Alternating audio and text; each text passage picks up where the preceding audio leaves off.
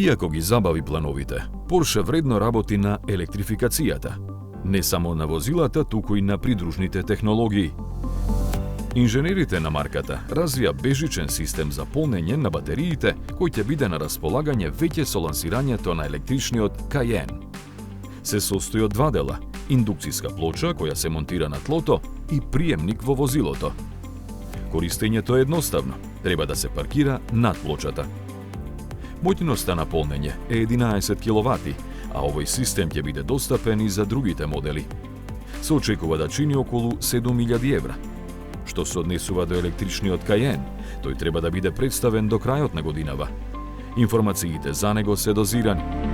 Се знаат само неколку работи, дека ќе ја има 800 волтната платформа од Macan со електромотори, дури и до 1000 конски сили, дека ќе може да влече приколка тешка 3,5 тони, но и дека бензинската верзија ќе продолжи да се продава.